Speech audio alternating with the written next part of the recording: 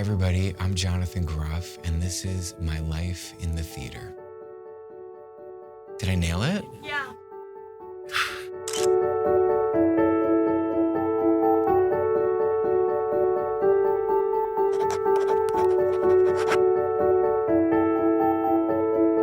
Okay, let's see what's in this binder. I have no idea what to expect. I mean, I have an idea of what to expect, but I haven't been told in advance. In my life, I have dreamed 1,000 dreams of you. In my life, somehow I believed, somehow I knew. In my life, you would come into it unexpectedly. I sing this because I don't know if many people know this show, In My Life. It was short-lived. This was my Broadway debut at the Music Box Theater. I want to say that it opened on October 21st, 2005, which was a year to the day that I moved to New York City. So I moved to New York City on October 21st, 2004. Rachel Hoffman, who works as a casting director for Bernie Telsey, she had cast me in a non-union bus and truck tour of The Sound of Music when I was a senior in high school. And I did that show for a year and decided not to go to college. I deferred my admission from Carnegie Mellon for a year to go on this bus and truck tour. And the tour was over, and I decided to take the money that I made from that tour and move to New York. And so I moved to 51st Street, 355 West 51st Street, my first apartment. And I lived with my dear friend, Lindy Franklin. She was my first roommate and an amazing dancer. Rachel Hoffman, the casting director, brought me in. She was then casting In My Life, this Broadway production. So she remembered me from the Sound of Music tour and brought me back in to audition to be an understudy swing for In My Life. And I got it. And I was so excited. And I was also notably the dance captain of this production, because every Broadway musical requires someone in the company to be a dance captain, even if there isn't a lot of dance in it. So my dear friend Lindy and her then boyfriend, now husband, Jeremy, we were living together on 51st Street, and I was like, Mama Linda, I'm gonna be on Broadway and I'm the dance captain. And she was like, okay. And she taught me how to make a Bible with blocking. I learned so much from this experience. I loved this experience. I love this cast. It was a huge flop. The poster was in Joe Allen very soon after we opened. And it was a great Broadway debut experience because being an offstage understudy and a swing, I got to observe everything. And I learned so much and have learned so much from watching. This has been a huge, I never have formally trained as an actor or a singer. And I learn a lot from watching other people work. And so this was like really the gift of a lifetime to get to watch. And especially to get to watch a Broadway flop. Like there were audiences that were coming to kind of like poke fun at the show and laugh at the show. And the way that the actors formed a bond and allowed themselves to perform the show without letting the negative energy come in to the theater was an important life lesson that I learned. Love this show. In My Life, Broadway debut.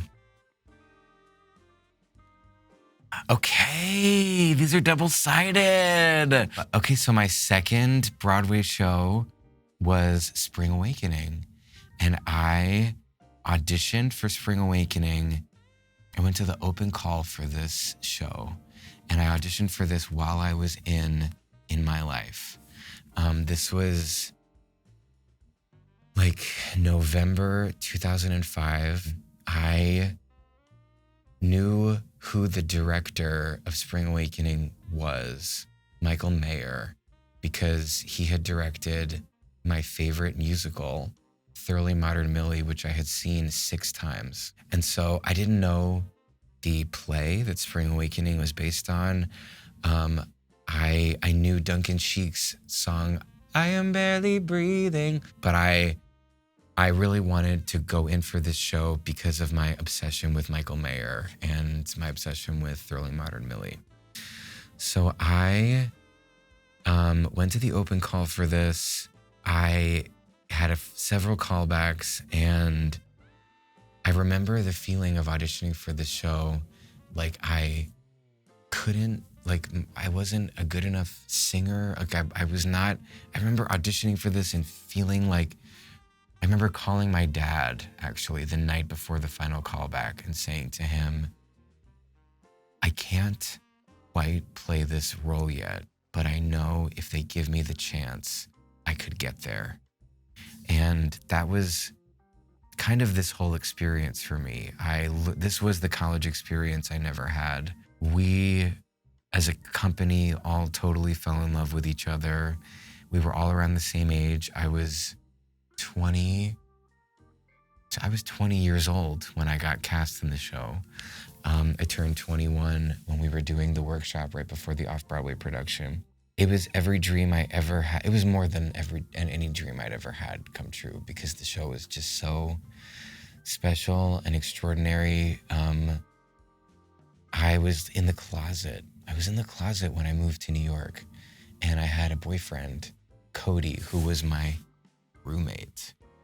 And we were together for 3.5 years, and we were together through this entire show. But I was closeted, even with the company. They knew Cody as my roommate and my friend, but I wasn't brave enough or comfortable in my own skin enough to be out in my life. And so this show was almost like therapy for me, because it was like young people expressing their desire. I mean, singing "Touch Me" on a Broadway stage, and the character that I played, Melchior, was a person who never let the world define him and was a rebel. I, as a person, was very repressed and in a very people-pleasing mode. So I was in a lot of ways very opposite from this character. But the experience of getting to do this show on Broadway for 1.5 years cultivated a side of my personality that was dormant. And a month after the show, I came out of the closet and started kind of my adulthood. So Spring Awakening is really profound for me in so many ways, in very deep ways. And then I'll say that it also, to the gift of being inside of a work of art that is that show, sort of cultivated a sense of taste and artistic appetite that totally changed the trajectory of my career, from just wanting any job that anyone would give me. When I felt the effects of Spring Awakening changing me from the inside out, I understood, oh wow, theater has the ability to change us. Really great, well-written theater. So that was a big revelation I had. And I want to take this brief break to say, like, to all the young people out there that are watching this, Playbill.com was my source of everything. It's still my most visited website, even as a now 40-year-old guy. Playbill.com was the place that I would go to when I was in high school. It was where I would get all my theater news. It's where I would find out about auditions, and just means so much to me. So, and as a young person, reading Playbill.com and dreaming of being in the shows that I was reading about, it's very cool to be on Playbill.com now, looking at all of these playbills. So the next one is Hair. And look at Patina Miller. She was Patina Renee Miller at this time when we were doing this production of Hair in Central Park. And there you see Will Swenson also giving us burger hair flip. Hair, epic. I was just celebrating Patina's 40th birthday months ago. I was still very close with a lot of people in this company. This show I did in Central Park at the Delacorte Theater. It started while we were doing Spring Awakening. They did a 40th anniversary concert celebration fun sidebar. I invited everyone in Spring Awakening. This was in like, I want to say like September 2007.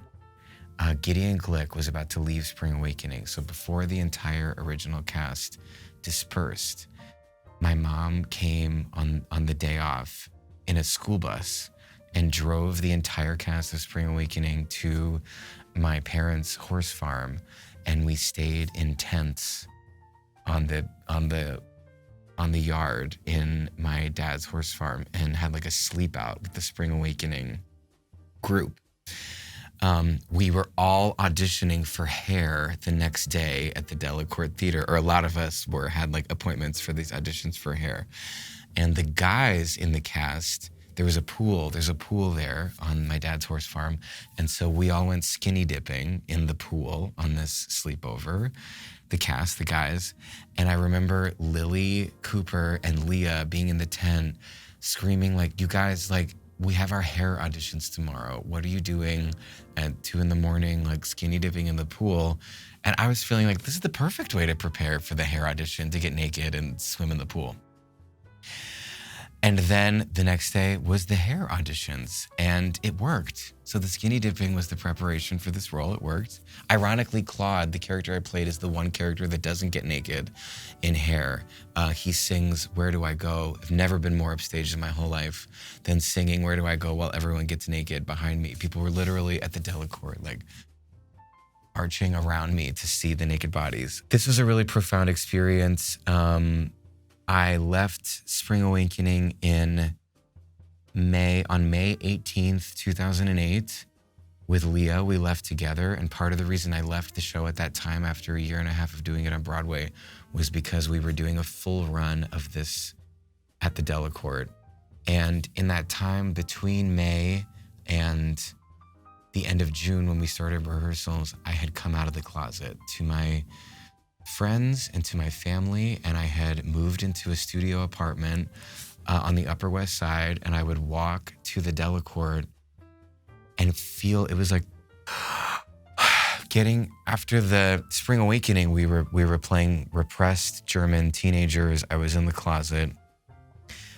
To come out of the closet and then go every day, walk to the Delacorte Theater and perform in Hair was like breathing oxygen. I remember the first day of rehearsal singing "Where Do I Go?" and like could barely sing it because I was like crying so much, because there was so much personal exorcism that was happening with this show.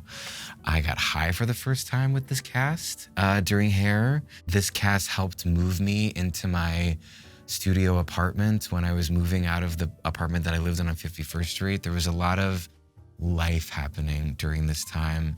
And one of the most magical moments I've ever had in the theater was opening night at the Delacorte of Hair, the sky opening up during Let the Sun Shine In, and it pouring down rain only for that number, and then it stopping and us having the opening night party, Belvedere Castle. It was magical. Okay, Prayer for My Enemy at Playwrights Horizons. This is a beautiful Craig Lucas play. Ryan Murphy had written a TV show called Glee, a pilot for a TV show called Glee, and it asked Leah Michelle and I to play Finn and Rachel in this show. And this was while I was doing Hair that summer. And I read the script and I loved it, but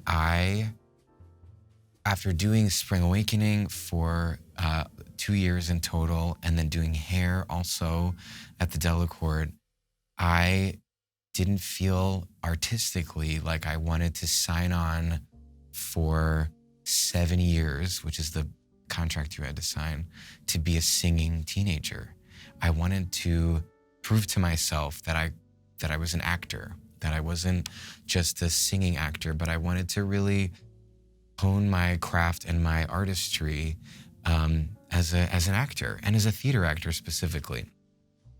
So instead of doing Glee, I chose to do a series of off-Broadway plays. I did 3 off-Broadway plays in the course of this next year. When I look back at my 23-year-old self, I'm like, wow, I can't believe I I made that choice, but that was what my artistic soul was asking me to do. And Prayer for My Enemy was the first one, and I loved this play, and I loved this cast, and they were such incredible actors. And fun fact, Michelle Park, who played the character I was playing's mother in this play, she played the mother, and she's now playing Bobby Darin's mother in Just in Time. This is our reunion, and it's been such a delightful reunion. I worship her, and a lot of what we built. It's funny, when we were in rehearsals for Just in Time, a lot of depth was already there in us looking into our eyes. And Michelle said, it's because of My Enemy, because we already have this connection. So this is even paying off on Broadway right now as we're performing Just in Time. Love this play, love this group, love Craig Lucas. The Singing Forest is the next Playbill, another Craig Lucas play. Prayer for My Enemy, we did at Playwrights Horizons. This was at the Public Theater. This was starring the incredible Olympia Dukakis, who I really remember being in rehearsal, and on breaks, I would reach for my cell phone to like text or whatever. And I would say, Jonathan, you're in the room with a legend. Put your phone down and go have a conversation with Olympia Dukakis. And so I would.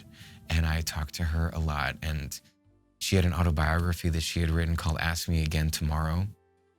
And I read her autobiography and just really picked her brain about everything. I met one of my dearest friends ever, Susie Porfar, on this play. This was an incredible experience. Also, fun fact about her, she had a big monologue that was at the opening of the play. And some days she would come off stage and she would say, a lot of gays out there, which I then gave to Lindsay Mendez when she was playing Mary in Merrily We Roll Along. It's like, Lindsay, you're playing Mary in Merrily. I feel like you're the one that's going to know when there's a lot of gays out there. So she would take that. Love you. R.I.P. Olympia Dukakis. The Bakkeye. The Bakkeye was back at the Delacorte. This was the third of 3 off-Broadway plays I did kind of in a row. And the cover of this program is the incredible Andre DeShields, who I got to do this play with an amazing cast, Philip Glass music. Loved being back in the park. This was like, the first memory I have of this was the first show that I got ripped to shreds in the reviews. Like, terrible. I got personally called out for being horrible in this play. And I was playing Dionysus, a Greek god. And I had like a 5-page monologue at the top of this play at the Delacorte. And I read all the reviews. And I got to the theater that night after we opened. And I was like, whoa. I came out on the stage at the beautiful Delacorte Theater. And I was like, wow, everyone thinks I'm terrible in this play. And now I'm about to do this 5-page monologue. And about a page and a half into it, I just was like, I'm a Greek god, and they all have to sit here and watch me do this. So I'm just gonna lean into it. I just decided to be confident and to own whatever it was I was doing on stage. So it was a good, empowering, ultimately moment to overcome that. And a lot of the villainous qualities, characteristics that I also went to Greece before performing this play with my mom and like performed the monologues from the Bakkeye on these like stages in Athens to like get in touch. I was like really into it. And a lot of the villainousness that I tapped into in this, I used for Jesse St. James in Glee, which I then jumped into after doing this play. Okay, The Submission. Jeff Talbot wrote a phenomenal play called The Submission. I was living in Los Angeles at the time. This was, I want to say, 2009-ish? 2009, 2010. I'd moved to LA to try and cultivate a film and television career. And I got sent this play, and I was so excited by it. And so I went back to New York to do this play. with this awesome cast, Will and Regina and Eddie. Walter Bobby directed this play. Lights! That's what he says at the beginning of every run through. Loved this group, loved this experience at the Lucille Hotel. The next playbill is the play Red, which I did at the Mark Taper Forum in Los Angeles. And I had seen Red on Broadway with Eddie Redmayne and Alfred Molina and died for it. And I remember being in Kodama, which unfortunately is no longer in Midtown, the sushi place. And I remember seeing Eddie Redmayne and Fred Molina hunched over eating sushi together and feeling like, I want to be in that sandwich. what are they talking about? That's so cool. And then a year or two after they'd finished the run of that show, they were doing it in Los Angeles and Eddie was unavailable. It was the original production, and with the same creative team and with Fred Molina.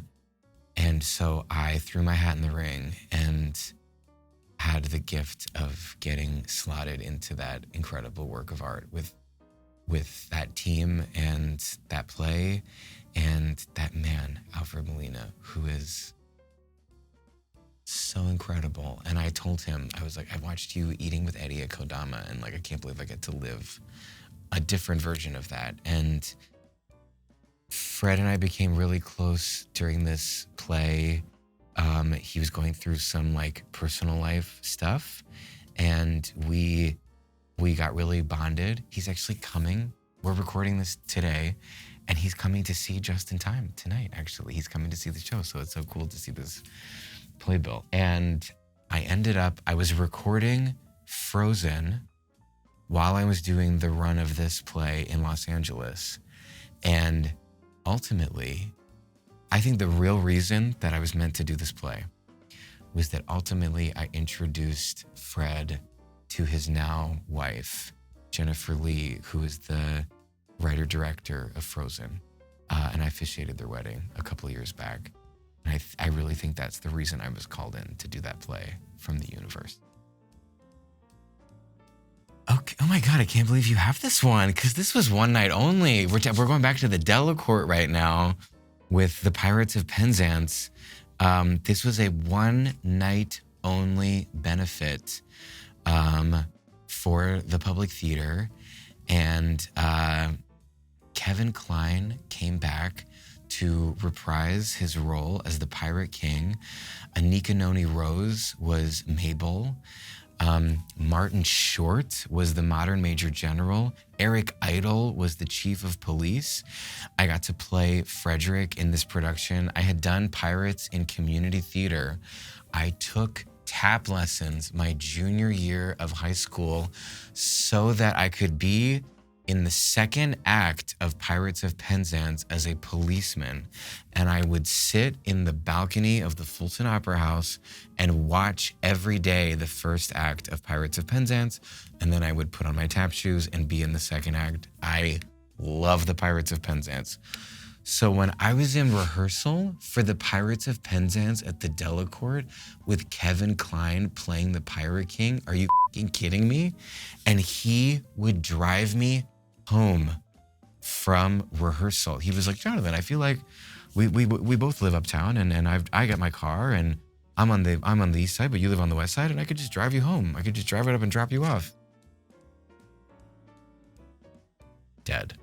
This was an incredible experience. I forgot to mention that Glenn Close played Ruth.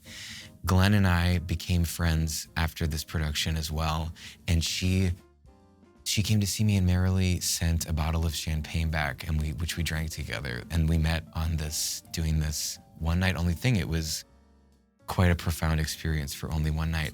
I also, quick sidebar, Christian Borle, when we were doing Little Shop, I was like, who's the one person that you would die to have come see you in this show? Who would, if you could think of the one person?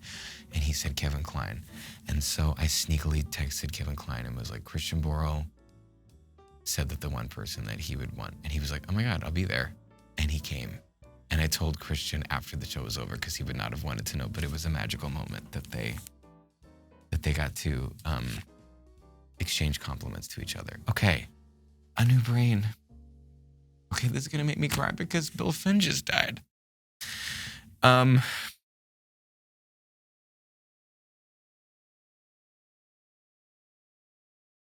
R.I.P. Bill Finn. This we did at New York's City Center, and I went to go see Lynn in Tick Tick Boom at City Center. This is not a lie. I was on the train. Lynn was like, "You got to do one of these." After I saw him in it, this was the year before we did this. I got on the train, and I was like, if there was one show that I would want to do at Encores that was off-Broadway, what would it be? And when I was in high school, I used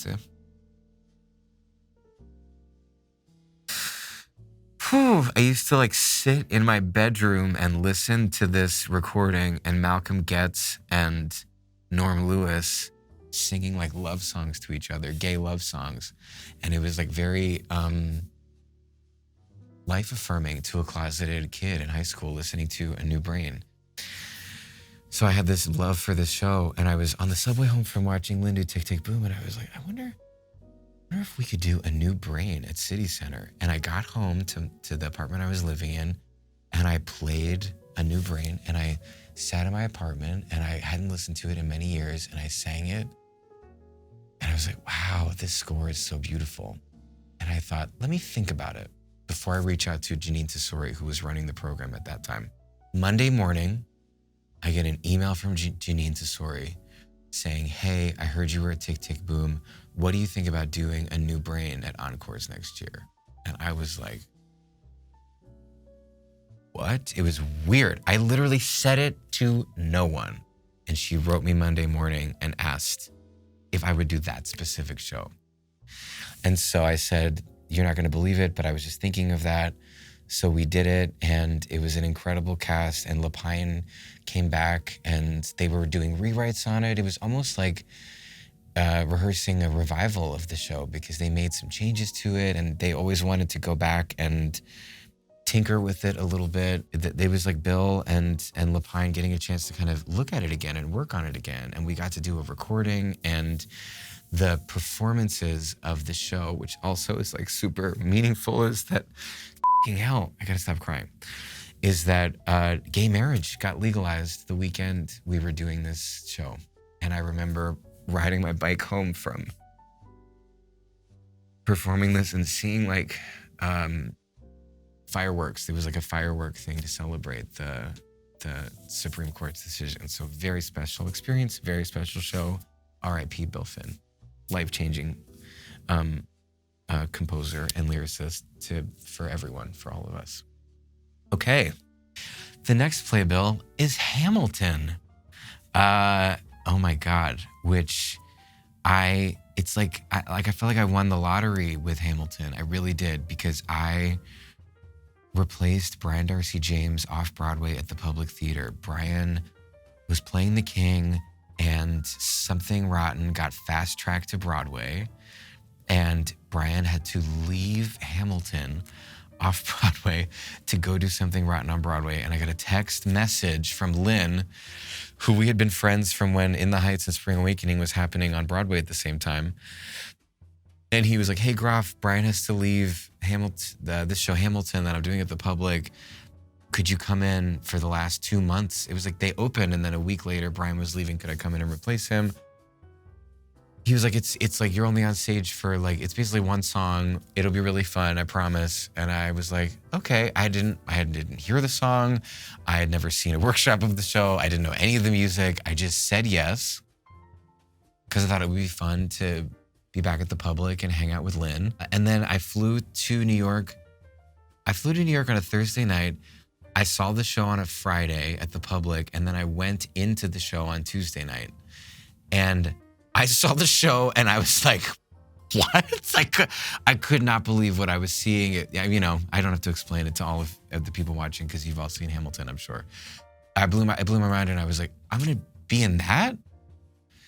So I really won the lottery. And then this TV show that I was doing at the time got canceled while we were off Broadway with Hamilton. And So then they asked me, and Brian was still doing Something Rotten. So then they asked me to join them on Broadway. And it was really a totally strange set of life-changing circumstances. I'm so like blessed and lucky to be in that show. And back to in my life, this thing of watching, I learned so much from watching this. This was like the A team of like all time. This cast was incredible. This material, incredible. And I used to sneak into the house. I mean, every day off Broadway, I would watch the show from the VOM. And then on Broadway, would sneak and watch from the box, dressed as the king, still in my costume. I would watch, peek through the curtains. Unbelievable show, unbelievable experience. I won the lottery with that one. Little shop of horrors. Michael Mayer,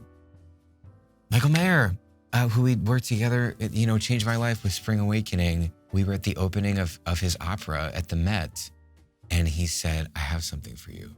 Let's talk.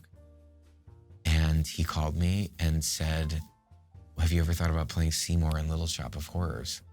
And I was like, well, when I was in middle school, I used to come home and put in the VHS of Little Shop and sing, someone show me a way to get out of here, 'cause I constantly pray I'll get out of here.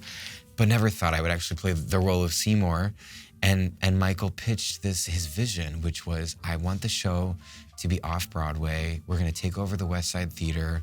It's never going to Broadway. We're never transferring it. I wanna honor Howard's original production, because he had directed it as well as writing it, with Alan Menken. I wanna honor the spirit of the original Little Shop and bring it there and do it like, he said to me, I wanna do a show. He's like, I just wanna do a show for the reason that we all used to do shows, which was just to have the time of our lives, to have a blast. Do you wanna come and just like be off Broadway and do this show and have a blast with me? Yes. Again, an incredible company, incredible show. Tammy Blanchard redefining the role of Audrey, Christian Borle. This cast was fire, and it is a perfect show. It's a perfect show. You don't have to do anything with this one. You just play it. And this was also the first time I've spit a lot on stage. There weren't any spotlights at the West Side Theater. So usually spotlights blind us as performers and you can't see the audience. But something I think about when I see this program, it's the first time I'd seen audience members in the front 3 rows put the programs over their faces to block the spit from hitting them, which I'm sure had happened before, but just I'd never actually seen it. So I worked through a lot of shame on that show. People doing that. Okay. And now merrily we roll along at the Hudson Theater. I mean,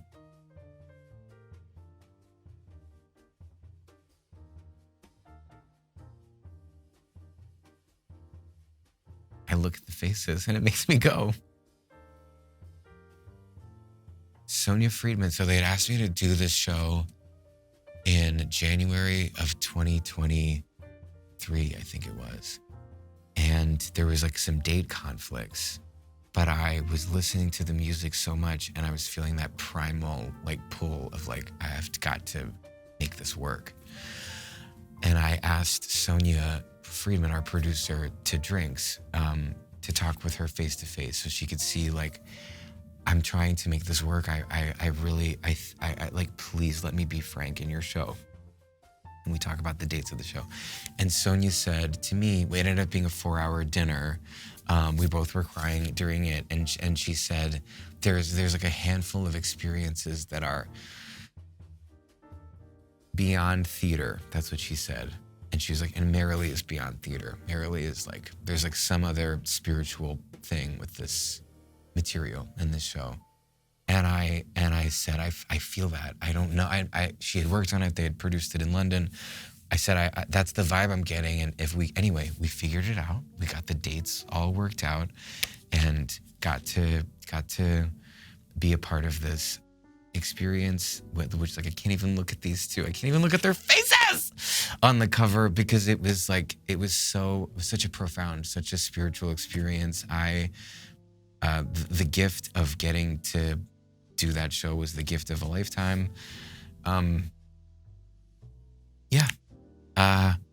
It was also so fun. It was like I think that Hal Prince and George Firth and Stephen Sondheim, this is for all the writers out there. I think they wrote something really extremely bone-cuttingly personal and painful and joyful and all of it, just like, but like cut to the bone with their truth. And it brought up anyone that gets the opportunity to do that material gets that therapy and gets that opportunity for excavation. And boy, was it a life-changing experience. Okay. Just in time. Surreal. We've been working on this show. We've been working on Just in Time for 8 years.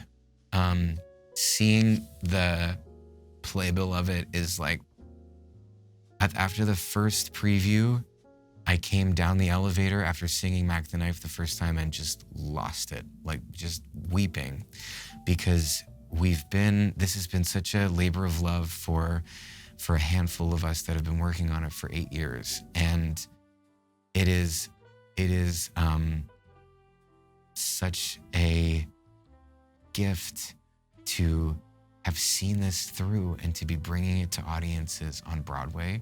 And part of the impulse of telling Bobby Darin's story in the way that we're telling it is that Bobby Darin loved the audience. I say in the show, this is the only relationship he was any good at. Honestly, same for myself. That's what I say in the show. This show is a love letter to them. This is like, and so we had this idea 8 years ago of making it an immersive experience and trying to recreate and honor the magic that Bobby Darin brought to the live experience on a nightclub floor at the Copa, which everybody says is when he was at the height of his powers. So the whole conceit of the show revolves around this dynamic and this relationship with the crowd. And after 8 years of developing the show, to feel that connection to the crowd and to feel them there and to feel them enjoying it is such a spiritual experience. So please come check us out at Circle in the Square. We're going to be there 8 times a week for as long as they'll let us. And thank you, Playbill.com, for this incredible experience of experiencing my life in the theater. I feel such gratitude. It's theater is life-changing. I think that's why we go see it. I think that's why we do it. And it's such a thrill to see all of these amazing opportunities that I've had and how they've changed my life. Thank you.